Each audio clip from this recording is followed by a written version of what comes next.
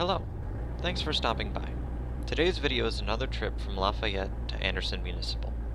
I tried messing around with the GoPro video settings a little bit to make it film better in low light settings. I think it might be tinted a little bit too blue, but it seems to help focus the camera better and makes the city lights on the ground a bit easier to see. Let me know what you think. I took a while to edit this video because this flight really wasn't my best. I went up a few days after a major snowstorm, and there was still some ice on the taxiways and runways, so it wasn't the safest in terms of sheer traction. The wind was also slightly more crosswind than my more recent flights, and I realized that I needed to do more crosswind practice. For starters, I wasn't really able to maintain centerline on departure, as you see me veer off to the right just after takeoff. I believe I got too focused on trying to stay coordinated, and ended up not correcting with the ailerons to stay on centerline. There was also a decent amount of turbulence that I wasn't expecting, and kind of threw me off. But as a pilot, I know I shouldn't get thrown off by turbulence. I've been lucky to have flown almost exclusively in calm weather since I got my PPL, and it's definitely time I get back up on some 8 to 10 knot days where I can feel the turbulence and get better at crosswind corrections. After we got above the turbulence, it was nice and smooth, and we headed out to Anderson.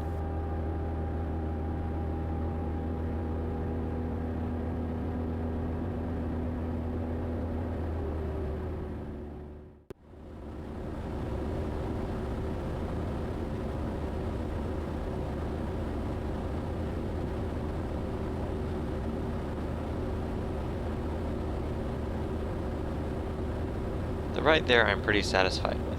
I was able to maintain airspeed and altitude quite well, and keep a mostly straight path. But once the descent and approach began, I had some issues. The winds at Anderson were at about 8 knots straight down the runway, which is very close to my personal maximum. I had trouble maintaining airspeed on the approach, and maintaining centerline and general attitude was not really happening. It's not immediately obvious as the footage in the GoPro has automatic stabilization. But if you look at the attitude of the plane relative to the GoPro, you can see the plane is moving a lot. I'm ashamed to say I didn't go around when I should have, as the landing on the runway was terrible. I had a horizontal component of velocity that, combined with the partially icy runway, nearly caused me to roll off the side of the runway. This was probably one of my worst landings to date. After that shoddy landing, we taxied back to the end of the runway so I could get out of there. No chance of doing another takeoff and landing at Anderson. Not to reset currency or for proficiency. The conditions there were way beyond what I was mentally capable of at the time, so I needed to get out of there.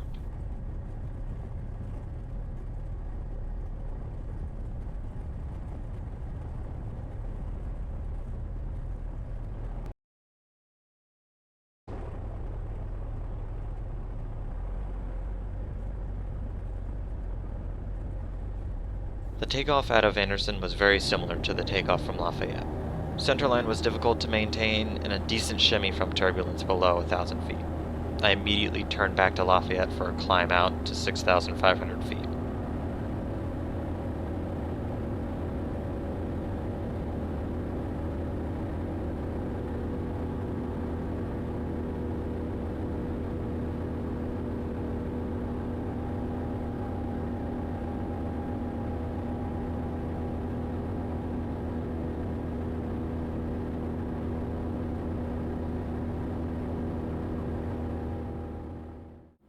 I must have been a little shaken from the landing at Anderson because the track log shows me not tracking a straight line and fiddling around with the airspeed and altitude a little more than the journey to Anderson. To add insult to injury, the winds back at Lafayette were nearing a direct crosswind of 5 knots or so on runway 23. Originally I had planned on runway 18, but then I realized that Lafayette didn't have runway 18, instead it was runway 28. Just a little bit of a brain fart there caused me a little bit of trouble on the way back. And when I mean a little bit of trouble, I mean a decent amount of trouble. The approach back to Lafayette hadn't gone originally as planned. I originally planned to enter in on the left downwind for runway 23, but the wind kind of blew me off course and it was better suited for just starting on base. This was a pretty bad decision made way too late, as I was completely unstable on the approach in terms of airspeed and attitude, and I overshot final a lot. I made the decision to go around, which I'm happy I did, but I'm frustrated at myself for not making it sooner. My go-around was also pretty bad. I performed the procedure slightly out of sequence, and that could have ended very bad. Luckily, I realized my mistake and immediately corrected in time. The second attempt at an approach was slightly better than the first, but still probably could have been a go-around in hindsight. I was very low on final, but I thought that the PAPI lights were showing one white and one red, not two red. But this time it didn't nearly run off the side of the runway, though it could have been a bit of a better landing. But at least it was better than the Anderson landing. If this flight taught me anything, it's that I definitely need to practice more crosswind landings and go-arounds. My next flight is just going to be pattern work because of this. Thanks for watching.